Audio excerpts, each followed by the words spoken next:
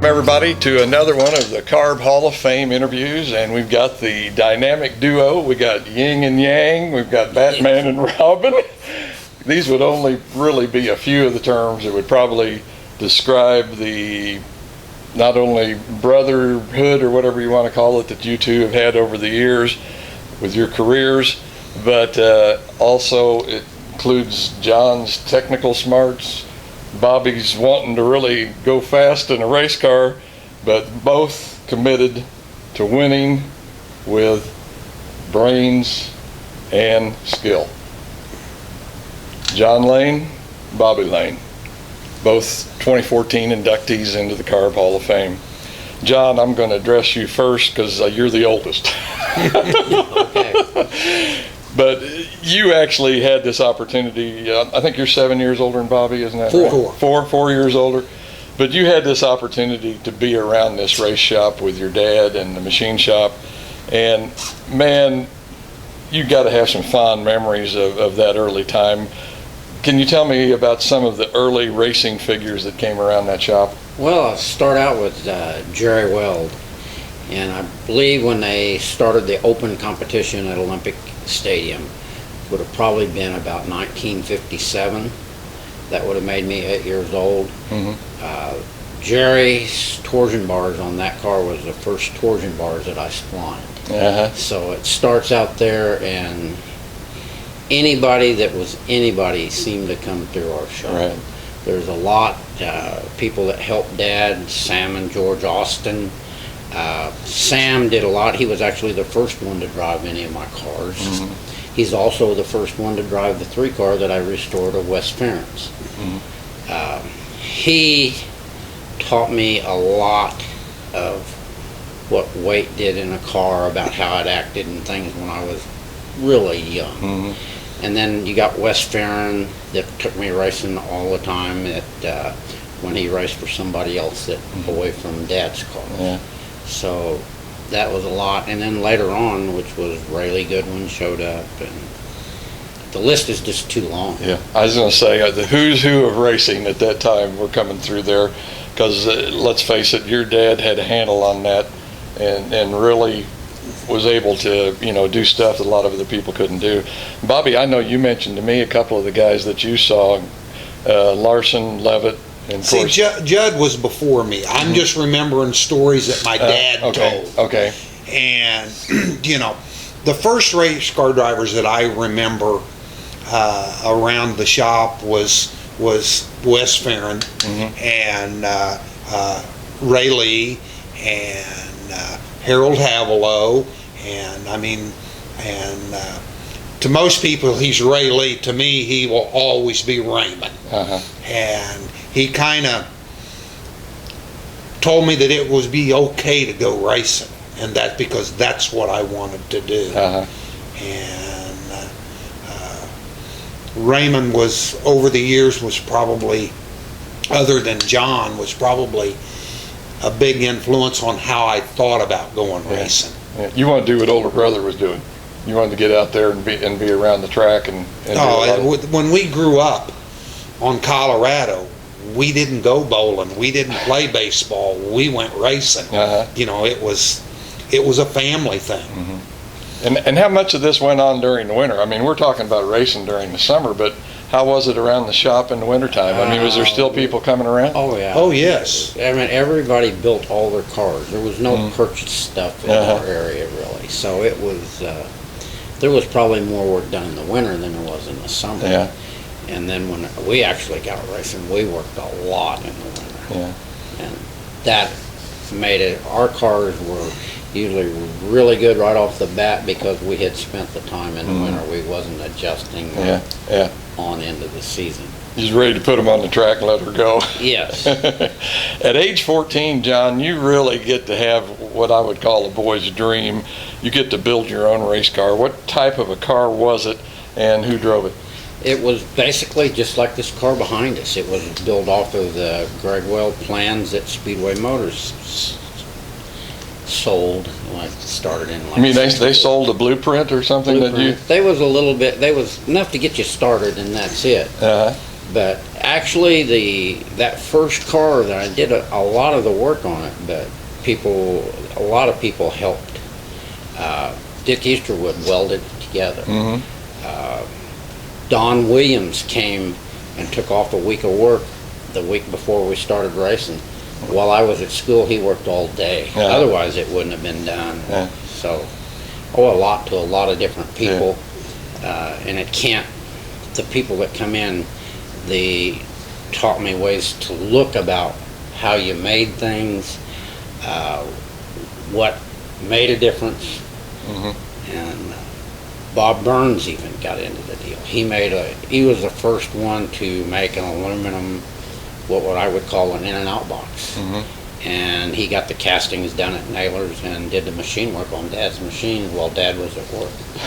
So anyway, there was a lot of different things. And another thing that Bob Burns taught us is to race with 20/20 hindsight. Anything's all right to go wrong once, but don't ever happen twice. Sometimes that's really hard. That's a good lesson. And it actually still influences my racing today. Things that we had failures back in the 70s doesn't happen to my race car today because I do a little something so it can't. And I mean, that attitude has been with us for a long time. I call that making the car bulletproof. I don't know what you guys call it, but sometimes it's just the craftsmanship, it's the materials or whatever. But like I say, you learn, what it's going to take to keep that thing together, because you can't win if you can't finish. To finish first you got to finish. There you go. I knew there was a saying, but I couldn't remember what it was. This car ran at Olympic 65 through 67. How did it do, and who drove it during that time span? Well, Sam Austin actually drove it the first night at Topeka at the fairgrounds. And Dale McDaniel was supposed to drive it. He drove it most of the rest of the year. He raced for other people, and there was a few other ones that drove it. Vernon Van Bibber. I think Jay Woodside drove it a couple of times. Boy, these are names from the past. Wow. So, trying to think who else drove it that year. Actually, at the very end at Marshall, John Backlund drove it. So there was a lot that year, and then the next year it was who's who in racing. Who's who? It started out with Gene Jonathan, then Jimmy McVeigh drove McVeigh drove it that year. Bob Williams drove it. Bob Williams, J.L. Cooper drove it. Boy, like you say, who's who? Gordon Woolley. Yeah. Oh wow. Goodness. And then McDaniels ended up in it at the end of that year, and then he drove it clear out through the rest of Olympic. And then when we changed it over to a 100-inch car, he was the only one to drive that car. After that, I had a quote that I read from one of the bios that I read on you, and you made a statement, or one of your policies, I guess it is, and it says, form follows function. Can you explain that to us? Well, it doesn't matter what it looks like, it matters how it works. Exactly. So, and you also don't spend money on things that don't count. That don't count. So sometimes our cars up close were kind of rough. It's just because we didn't spend anything on anything that didn't really count. And we used it clear up. Yeah. It wasn't. There wasn't half a tread on the tire. But, right, we had good tires. Yeah. It might not have a paint job, but it had tires. And if we didn't have that, we wouldn't go racing. Yeah, that's what I've always said. Give me a good set of tires, heck with the body. So, but that's a lot of it. It just, and that and the part of, I always wanted to build a better mousetrap. Yeah. Makes sense to me. In '68, you guys, the family moves to Tulsa, Oklahoma. Actually, Fort Scott, Kansas. Fort Scott, Kansas. Okay, but you're running in raced Oklahoma. in Tulsa and Joplin, Missouri. Okay, but you are running against some pretty big money race teams, and you got Dale McDaniel at the wheel. How old were you at this time, and Did you learn anything from racing with the Okies? Oh, I learned that what the rule book said isn't what it meant. But I didn't realize we were running against what we were running against. I know today, but at the time they were just other guys. I was from Kansas City where the bad guys are. So it wasn't intimidating at all. And we were pretty decent.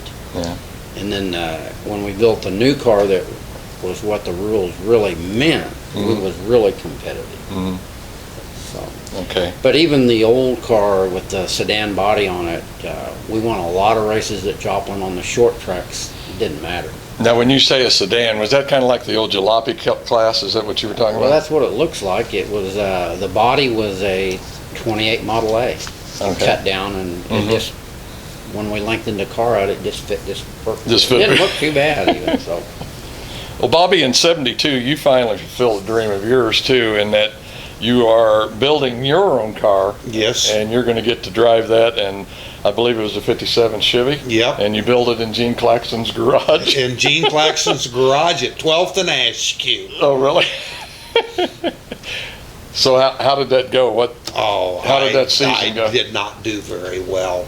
I mean, I was a rookie. It's really hard for a rookie owner and a rookie driver to be successful at anything. And that's why it takes so long for people to learn how to race. This is why a lot of people that come from a racing family, it's easy to have a rookie owner and a rookie and an experienced driver, or vice versa. And because if you got an experienced owner, he's not going to let the driver get too far out in the left field. And vice versa if you got an experienced driver. Right. And but by the end of '72, my dad had finally figured out that I was going to race. No matter what. No matter what. And he kind of coaxed John into, let's get something that's going to be safe. Okay. So then in the winter of '72, you and John put together your first sprint car and start building that. And then part of the reason that you built a sprint was that was all the room you had in the garage was for a sprint, not a stock car. Sure makes it easier. And we were really partial to open wheel racing because that's what we had done. And open wheel racing was still going strong at that time in this area. And the stock car stuff, it was there, but it really hadn't taken off like it did, 4 or 5 years later. Yeah. Kind of the way I remember that era was the stock cars it was just kind of they were street stocks of the day. Right, they were street stocks of the day, and they weren't that sophisticated, where sprint car racing had already come quite a long ways in that they were already tubular chassis, correct? Yeah, pretty much by then they were all tubular chassis, but that's kind of John's expertise on that. A little bit more sophisticated. Right, and we also was in a good wise. area for starting because they was running limited sprint cars with carburetors and small motors, so it was really a good place to start.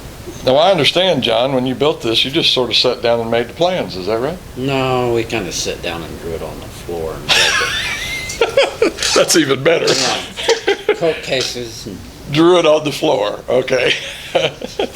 And then you had to take this design or whatever and turn it into the real thing. Was that? Well, no, that was the the design and that was the real thing. It was full size and we drew it on the floor, we bent it up and welded it together. It wasn't. Okay. And then we swept up the plans. Okay. And then we did that and we run that car 2 years before we built another car, I think. Yes. And it didn't last. He crashed it the first night. And the second car. The second car. And was this a wreck? Was it a failure? No. No. It was driver brain pain. Okay. But It- we it- didn't run it very much. No. Yeah. And we did away with that car and replaced it with the next car. And It was horrible. it was horrible when he first built it. I mean, Man. it was bad. Yeah. So, And he got together with one of the major shock companies, Mhm. and they fixed it.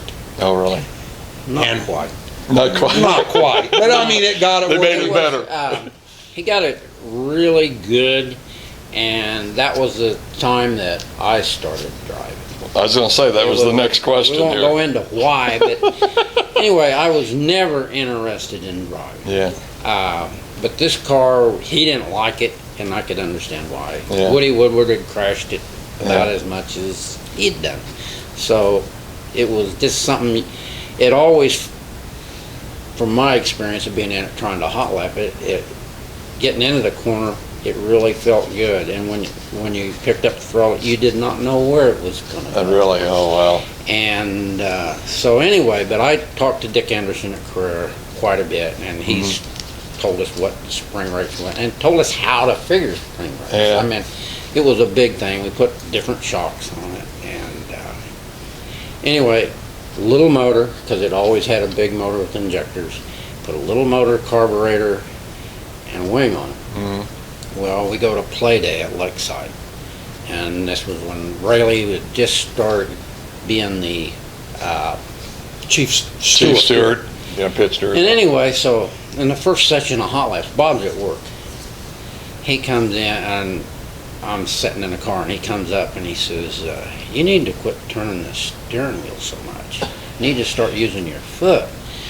And I was still thinking, I says, Raymond, and I pointed, I says, you see that light pole over there?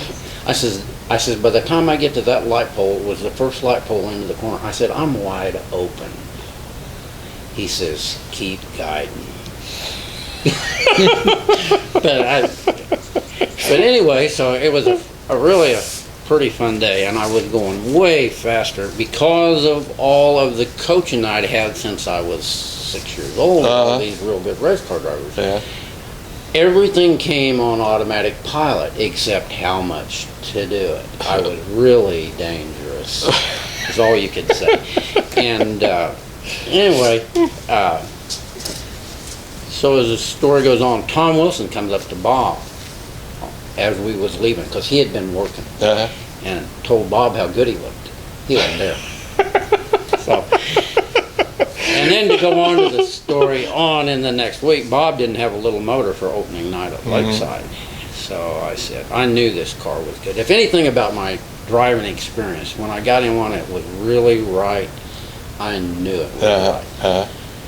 So he come up and he says, I worked at UPS nights, and so I wasn't going to be there on Friday nights. So he said, I'm going to take the motor out of your car. This was Wednesday night, and put it in my car to run Friday night. And I said, no, you're not. I said, I'll never get a motor back. I said, I know how this will work.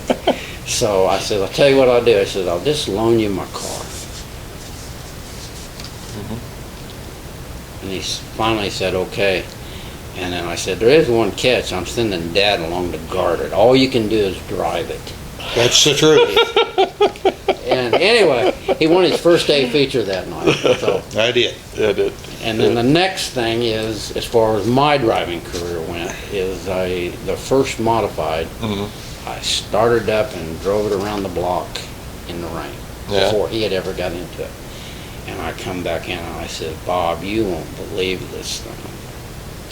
I said, it tells you what it's gonna do before it does it. I said, I can't believe it. Yeah. And that's how we started in our modifieds, Yeah. and it won a lot of races. I was going to say, going back to 77, though, that was really a good year for you guys in that you had 10 straight feature wins at Lakeside, Yes. ended up with the points championship. Yes, we did. It's just, Fantastic year. oh, it was an unbelievable year. Yeah. For somebody that had just won his first day feature the year before. Uh-huh. And we won 2 that year. No, how many did we 4 win? features that year. In 76? 76. All at Lakeside? No, I we couldn't won, tell you no, that. we It was won 4 two. A features. We won something at Joplin too in '76. So it was a pretty good start. Yeah. And I thought that was the first track championship was in '76. Yeah. '76 was I the was gonna first. say actually 76 and Six was a- 77. But I think he won 4 features. Yeah. So, and. Well, it that's was not a bad start for a new car. No, that was the old car. That That was so bad. the old car with It was the so new bad, shocks. yes, That yes. was another thing that was really funny about that car. We was at Marshall, Missouri. Oh, it was into the middle of the year. Mhm. And we was coming out, and Tom Corbin stuck his head in our window of the van, and he says, "What did you do to fix that car?" I mean, it was, and I says, "It's not really fixed." I says, "You take the little motor out of it and put the big one back in it, take the wing off of it, and it goes berserk." And he says, "The torsion bars are 50 thousandths too small." So I start to blurt out what size the torsion bars. He says, "He don't care what size they are. They're 50 thousandths too small." Well, Monday morning I called Jack Gibson up and ordered torsion bars. Yeah. I wasn't going to mess around with this deal. The next Friday night after he got that, Bob started 22nd in the feature, and I went to work on lap 2 and he was leading it. So it did make a difference. So It's amazing what knowledge can do, isn't it? Exactly. at least I was smart enough to pay attention. Pay attention and listen. Yeah. Oh gosh. And that was another one that was in the garage. He actually bought his motors from Dad when he first started Oh, did he? racing, when they were running 6-cylinder. Oh my gosh. My. So. In '78, you guys had one of the biggest wins of your partnership or whatever you want. Actually, that was '79. No, 70. '78, we ran second to Wolfgang. Okay. We come back in '79 and blew him off. Right. And And this was, which I've never heard of it before, but it's the Cheaters Day race in Sioux Falls, South Dakota. yeah, And so and the who's who of that have raced that race Uh-huh. and have won it. I mean, Wolfgang has won it, and Lasowski has won it, and Raymond has won it. I mean, there's been, and then you have all the Minnesota, South Dakota bunch. yeah. And there are no slouches up that way. Oh, no. I mean, Oh, no. who's the guy that won the World of Outlaws the last few years? Shots. Donnie Shots. Once again in '80 though, another big win, and it's the Missouri Sprint Nationals. And like you were saying, once again, all the big guys are there. And here we got the budget-minded Layne brothers pulling in there. John. Two broke kids. Well, I think you used another term, but we. We were so broke after this race, we had plans to park it. We both went on vacation because we had spent. Well, when he started the qualifying night, I went up to Hoosier Tire, what is now Hoosier Tire Midwest, and bought a right rear tire for the next night. And it was the last money we had to spend on the race car. Yeah. Race car never got into home money, so this was, and so anyway, the next night, he started back in the back on that. 19th, I think you said. Yeah. You told me. Something like Yeah, that. and on the qualifying night, he run third. And Woody Woodward was standing on top of his trailer with his boss, and he said, Layne's going to win that tomorrow night. Yeah. I heard this later. Uh-huh. And then the next night, the next thing, we was walking around, it was about B feature time, and Cecil Taylor, he says, "Why you guys look so down?" I says, "I don't think it's going to get slick enough." Because we had bought the tire. Yeah. The plan was the night before. That was it. Yeah. It had to get slick Yeah. for us to do anything. And that's kind of a historical thing with the Fairground Speedway. It's always So- dry and Yeah, but it wasn't getting slick quick enough. It was the real deal. We didn't think it was going to get black enough, and that's what it was going to take for us. And, but it was, and then there was a lot of false starts. And Steve Patchen was telling Randy Sears that Layne's going to win this. If he don't break. Yeah, he says he's causing all the false starts and he's not jumping.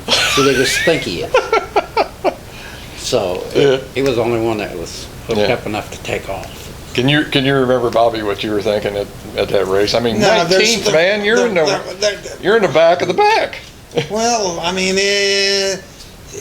making the A was an accomplishment anyway. Uh-huh. And I had thoroughly thought that, that we were probably a top 4 through about 8th car. Yeah. And it took, excuse me, but the car took off and away I went, and got clear up to second, and I pulled up alongside Tim Green, just enough where he could see me.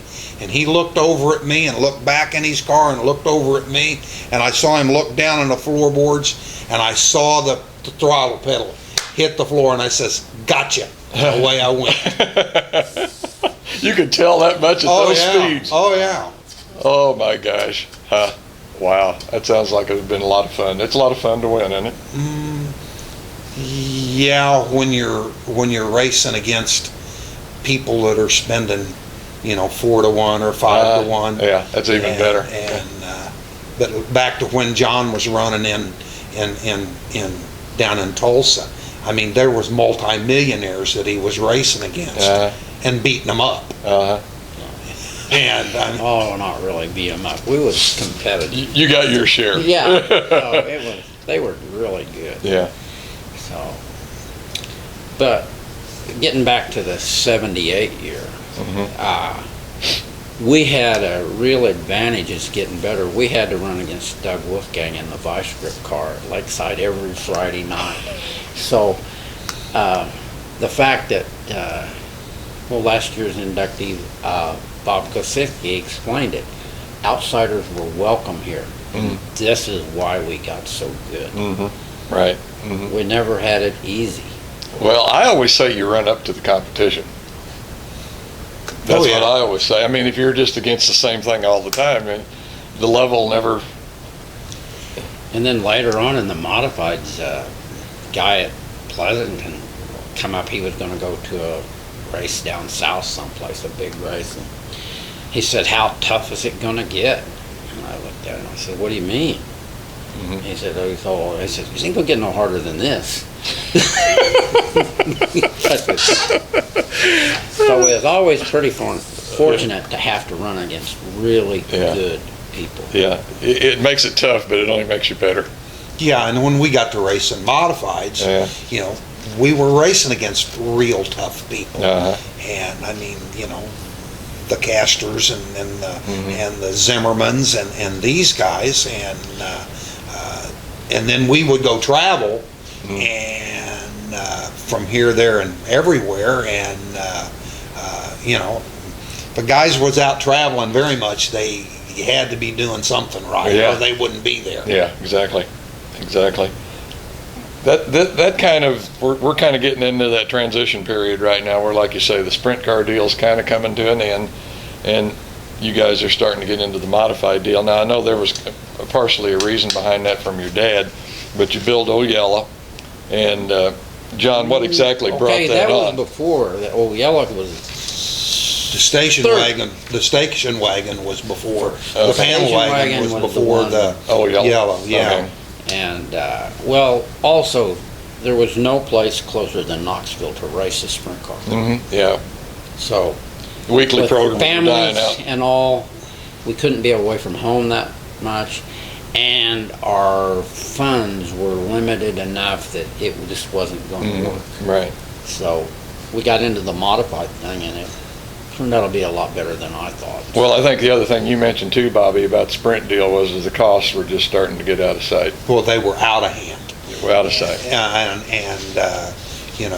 And then the travel expense was getting so great. We were going to end up, spending all of our money, all of our tire money, traveling up and down the highway. Right. And it wouldn't leave anything left to actually go racing. Right. And the modifieds, they were the up and coming thing. Yeah, they were. A lot cheaper to run too. Oh yeah. Yeah. And honestly, the payoff to run third was unbelievably good compared to the drop off in a sprint car. Oh, really? They did a good job of not paying too much towing Yeah. and keeping it. Real close together. Yeah. Now, can we credit Mr. Castor with that? Oh yeah. Yeah, we One can. We're thing I doing said that. At his funeral, what he did for us is bring our racing home. Yeah. Exactly. So And keep it close and keep it economical. Okay. This modified thing kind of, well, first of all, let me go back just a little bit. Part of the reason, too, you guys started a modified thing was your dad wanted you to do that to kind of help with the business at the shop. he thought we always needed a race. Yeah, we needed a race car around the shop. Yeah. This was He his, didn't want us to work on it at the shop. Yeah. but we needed to be involved. Right, right. Bring in the customers, and we're Yeah. not talking race car work. We're talking truck lines, Yeah. construction equipment companies, All right. that kind of stuff. Outside racing stuff. Yeah. Yeah, okay. Because most of the people that are in that business actually are interested in Mhm. racing. Right. Besides that factor, like I say, it also had this transition, but it kind of also regenerated both of you in that, because I sometimes think when you get a new challenge, you know, it makes you want to try a little bit harder and do some different stuff, but No, we never tried any harder than what we tried all all along. along it was always. I mean, it was 100. I mean, we put out 110% effort, Mhm. or more than that every time we worked on the car, or we went to the races, or to race, or whatever. I mean, it wasn't that we were sliding what we were doing, and it was a different challenge for us to do because Yeah. the cars were so different than Right. what we had been. I was gonna say, I think you were telling me it was a Torino front clip, Yep. and then the rest of it was tubular. There again, was this one of your designs, John? Oh, it was, as I called it, it was what, 1983. It was a 1966 late model. Okay. I mean, this is just, you know, that's what you could say. But as far as racing, our big advantage was he had 6 extra seconds to think at Lakeside.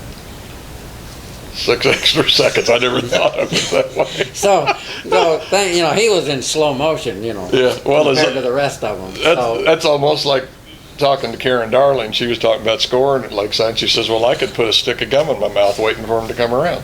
Well, yeah. So, yeah, a lot slower speeds.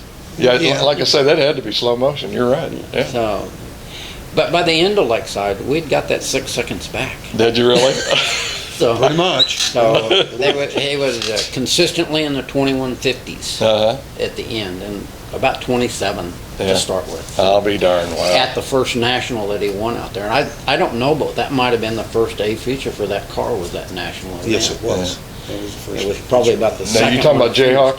Or what are you talking about? It was an IMCA national event okay. that they had at Lakeside in '84, and we had just more or less figured out how to make the thing go, and because we weren't used to the carburetor on alcohol and the other stuff that we were trying to do, and then not spend any money on a motor. Right. And it was also probably the first motor that we had without a roller cam. Oh, really? So, Yeah, I mean it was a big transition for us because we hadn't raced like that before. You know, we had been racing sprint cars and that stuff where there wasn't any motor rules. You know, there were no 410 sprint cars. It was run what you brung.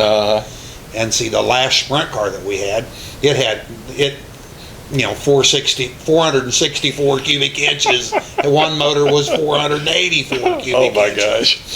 And Now, you guys built those too. I mean, you not only built the cars, but you guys did the motors also, yes. right? Oh yeah. All this stuff. Yeah. when you're on your own money, Yeah. you have to. You have to. And apparently, most people thought we had a lot more money than we did. Our stuff always seemed to stay looking pretty good. It was because it was always just one color, and also a color that a spray can would fix. That is Pretty much. So, no matter how bad he tore it up, no matter how much of the car we had to replace, it looked like a new one when we went back. So, Fans love that too. It's so it was at least at 30 or 40 feet. Yeah. Up close, it, It was pretty rough. So, Since we're on the motor subject, now Yes. I've heard this rumor for a long time about the Layne brothers building these Ford motors, and I think this was in the IMCA or whatever modified days, and of course they had the motor claim, and I can't remember how much was the motor claim. $300. $300. Well, you guys were doing such great work, and of course the motors always ran good, and you were faster than all Grease Lightning. Got claimed a lot. And Yep. I heard that you guys, now this is just a rumor, I want you to confirm it or deny it. I heard you guys were taking Ford motors and putting Chevy parts in them. Oh, yeah. And the first year that we ran them, and we didn't care what it said on the valve cover. We looked at it as 8 cylinders. And we used 302 Chevrolet pistons in our Fords. And we were doing so much weird stuff with the Ford because we didn't care what it said on the valve cover. And we didn't know any better. When they said that you couldn't do it, we didn't know any better. And then the second generation of the Fords, we actually put big block Chevrolet rods in them. Oh, really? And modified them to go in. Yeah.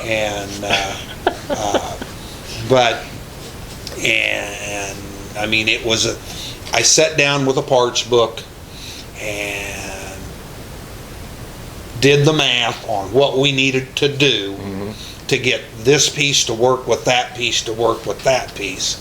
And we were pretty successful with the Fords. I can't remember, I don't know who it was. I know you guys know Denny Crooks, if you remember Denny, raced street stocks at Riverside. But anyway, he was telling me somebody bought one of them Ford motors and they took it apart and they thought, what is this in here?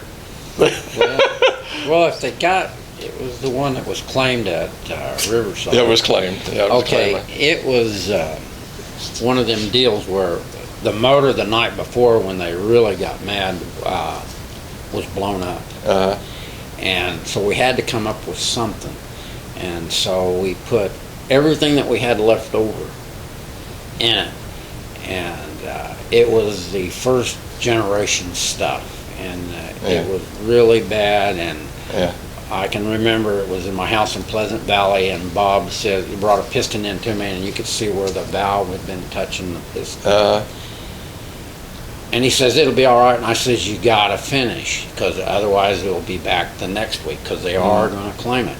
And the next thing I heard was a body grinder going. He was cutting valve clearance in the piston with the body grinder. So, as you can see, and we picked every part of that thing of something that we had problems. We had only blown a head gasket with one intake manifold. We had no other problem, and we'd run it 3 or 4 nights, so that one went with it. And so it probably had a leak where we had welded spacer plates on it to make it work. Oh, gosh. So, because we did run Cleveland heads on a Ford Windsor, so it was... Oh, my. This is one of the statements that Bobby made on the phone the other night when I talked to him about the modified deal.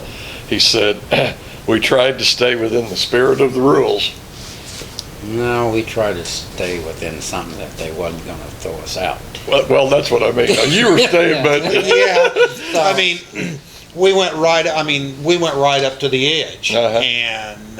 well, racers do it today. I mean, it's... Well, and they should. I mean, if they're not going right up to the edge, they're not doing their job. Yeah. But IMC finally stopped letting me in the rules meetings. Okay. Because I didn't really want to change the rules. I just wanted to know what they really meant because of what I had learned at Tulsa. They taught me that you need to know what it really means, and then you take it right to that edge. Dot the I's and cross the T's. Right. We was, and there's a lot of room in no matter what they write on a piece of paper. When you know what they really want, then you can go around it in the other way. You got to always go to the back door. In this career with you two, these cars, you driving, you building, 160 tracks, and you're still counting. Yep. What was last year you added Colorado, I think? Yeah, I-76 Speedway at Fort Morgan Yeah. was the 160th racetrack. Gosh. Do you have a favorite? Or did you have a favorite? Or do you have a favorite? Not really. I mean, I always enjoyed going to the old lakeside. Mm-hmm. I mean, every racetrack has got its own personality, and I guess that place talked to me. Mm-hmm. And we would have a new car, and when we could get it to there, we could figure out how to make it go. Yeah.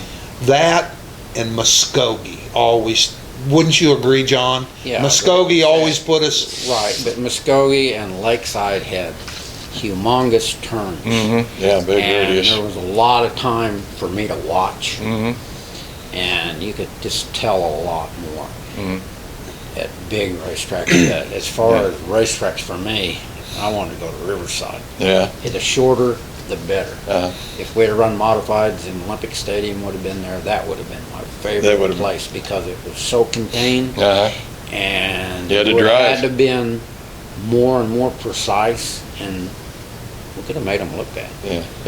So, and to this day, I like the smaller racetracks. You know, the indoor things I really like going to. Yeah. The Kemper Arena, the Tulsa Shootout. Even as bad as that track was at Kemper?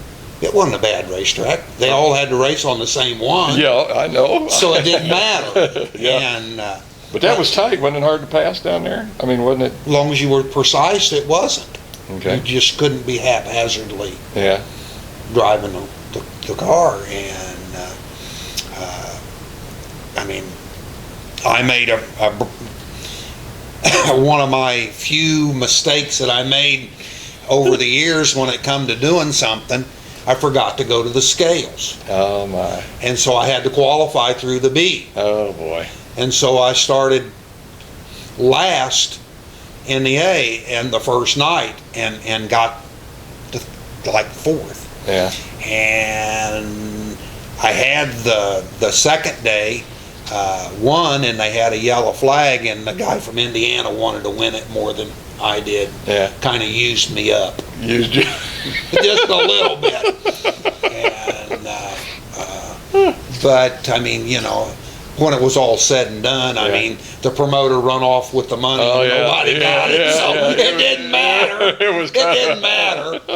And at the end of March, if I can get away from the machine shop, they're having a race indoors at DeCoin. Oh, yeah. And I would like to go do that. Yeah. Yeah. And but with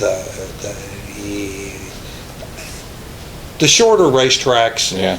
and I like them to get a little rough, a little slick, Yeah. you know, because when they make them heavy and smooth, I mean, all you got to do is plant it on the floor and ride. Yeah. And you put some bumps in it, and some, you know, and make it a little slick where you can't just mat it and Yeah. go. Then The drivers come out. yes, it does. And it's sort of like when we went to Topeka, Kansas, when they built the temporary On the drag strip? On the drag strip, Remember you that? know, two straightaways and, What do they and two call it? hairpin corners. Yeah, yeah. Paperclip? Yeah, it was tighter than a paper clip. Yeah. And the first three spots was 90 years of racing. 90 years of racing experience. Oh, And the really? yeah, because you couldn't, you had to be very precise, you know, and I mean, it just, Joe Kosiski won it. He's one of the inductees. I run second. Billy Robinson run third. Yeah, yeah. I mean, you know, it don't get much better than that. Yeah. And but when it gets to, you know, I hear these young kids complain about these racetracks being rough or this or that. We all got to race on the It's same all the one. same for everybody. It is, yeah. The flame still burns brightly, but only in a little different stove now. Yeah, with the gray on the roof. John, you are really getting into restoring vintage race cars, which you can partially see behind us. And Bobby, you've dialed it back just a little bit, and you're running the mini sprints. Now, I don't know if that's dialing it back or not, because those things are short and twitchy, and still not a lot slower than a lot of race cars. Oh, they're really quick, but the 1200 midget cars, they're affordable again. My wife and I, my new car owner, my wife, we can go by ourselves, and we can handle it by ourselves. It doesn't take, 4 or 5 or 6 guys to do this, and we're having a lot of fun. Yeah. I'm not sure how much longer I'll race, but as long as I'm having fun, I'm going to go. There you go. And when I quit having fun is when I'll park it. That's my deal. How about you, John? Is this fulfilled, or does this bring back a lot of memories for you with these older cars? Getting a little bit more and more important to save some of this stuff. Yeah, that's true. Nobody's going to know how somebody actually hand built something. It's all going to be manufactured. Yeah. And just plump your check down and pick it up. Yeah. And on a little different subject, that's why John and I both are getting behind the Carb Hall of Fame Museum deal, because all of this stuff is getting lost. Yeah, it is. And probably when we 30 years ago, if they would have had a museum, we might have kept more stuff instead of just throwing it away. Right. And if this comes to reality, maybe this generation of racers will save those articles and save those pictures and that, and to where it doesn't get lost. Right. And that's really the big thing. It's a win-win for everybody. Exactly. Yeah. Just one last reminder of some of the Layne machine shop advances that it's made to racing over the years. I know your dad come up with one of the first quick change rear ends, correct? Was building them? He built a steel quick change, which was it was a copy of a Hildebrand. The only difference it would hold up to the Olympic holes. The Olympic holes. And we're talking about Olympic Speedway, not the Olympics. And he made torsion bars out of old Ford drive shafts, and it kept things affordable. There wasn't millionaires racing at the Olympic Stadium. Right. It was people building stuff out of their backyard, and some of them were pretty good. Yeah. So. Yeah, and went a long ways. Yeah, it lasted a long time. Yeah. Power steering you mentioned that he made for you for the sprint car, because you were a big 135 pounds. It wasn't even that much. My arms were about the size of a toothpick, and but John had seen it on one of Greg Wells' cars, and him and Dad got together and they come up with a power steering unit for me, and was probably the first power steering in this area. Yeah. But like I say, an innovator and being able to supply stuff here in the Kansas City area. How about, excuse me just a minute, the Layne racing transmission? Oh, that was probably we should have kept that one to ourselves. I just wonder what would have happened if you could have got a patent on that baby. It was patented, but that's worthless. Oh, really? Yeah. You got to be able to enforce it. And then the only one that wins is a lawyer. Yeah. Okay. And we were being hassled by the rules maker. Oh man, I remember that. That it was just every year we had to make a modification to every one that we had sold, and it was really getting to be a problem. And then when we quit trying to sell them, they quit changing the rules. Yeah. John come up with an arm guard. I think you said you injured your arm. Arm guard for sprint cars in 1978, or was it 79? Before that. No, it wasn't, because Wolfgang copied it, and But I got hit in the elbow with a rock at Lakeside. We missed a week or two of racing, and that was not acceptable. And John put that arm guard on there, and some of the officials out at Lakeside, they didn't like it. And John says, you know, you're going to pay his doctor bill the next time it happens. They changed their mind. And it just immediately, every sprint car in the country had a right side arm guard on it. And I mean, and there again, now they got too darn much body work on them, but that's my opinion. What do we go to? Steering wheel knockoff with the pin. That was Kenny Weld. Yeah. We just used it. Oh, you just copied? Kenny Weld had the first one that I saw, and that was in the '94 car that he won the Nationals in 1965 that we restored here 5 or 6 years ago. Is that the one that's in the museum that you restored? It actually was donated to the Knoxville Museum. So. Wow. Driveline assemblies? We improved on the Stanton driveline side, and that was obsoleted when they actually did it in the right thing. They put it in the inside the rear end. Inside the rear end. And that's by far the best. By far the best. Okay. But we made something that worked and didn't cause a lot of trouble, so we sold a few of them. Sounds like a lot of safety stuff. I mean, that made racing better, not just because it made the equipment better, but it made it safer for everybody. You gotta realize, my driver was my brother. He was my test dummy. Test dummy. Pretty much. So it was pretty well. We made things a little stronger, a little heavier. It's just like today on the Tony Stewart deal on all the garbage they're trying to put in to the drive lines to make them safe. All they got to do is put a drive line out of a 1983 sprint car in it, and it's cured. And it's cured. And besides that, they'd save $1,000 a car. So,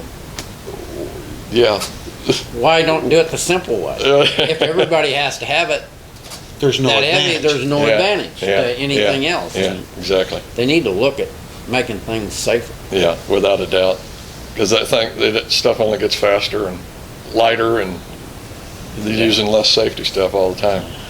Well, guys, I am sure it's only fitting that you both go into the Carb Hall of Fame together, since your racing careers really paralleled each other so much and was all within the same family. Just let me say congratulations to both of you. Thank you. About being inducted into the Carb Hall of Fame for 2014. Thank you very much.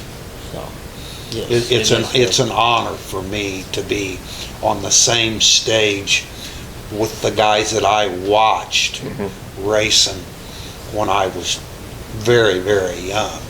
And, you know, it's growing up on Colorado, I could never envision this. And I could never envision of the success that John and I had together. Just two little skinny kids with no money. Well, you know, and we got a good group going in this time. It's really just like Jack Cunningham. Bob didn't really know him, and he said, well, what did he do? I said, one of our best modified seasons, we won 29 features. He won 29 in a row with Bob Williams, I believe. Wow. So and there was no failures. And Jimmy McVeigh, when I read his bio, I did not realize that he had did what he had did. Right. And I mean, Ken Williams, I mean, I can remember watching him race at Olympic Stadium, but I did not know what he had accomplished until Bob brought the stuff up for Karen and Carla to go through, and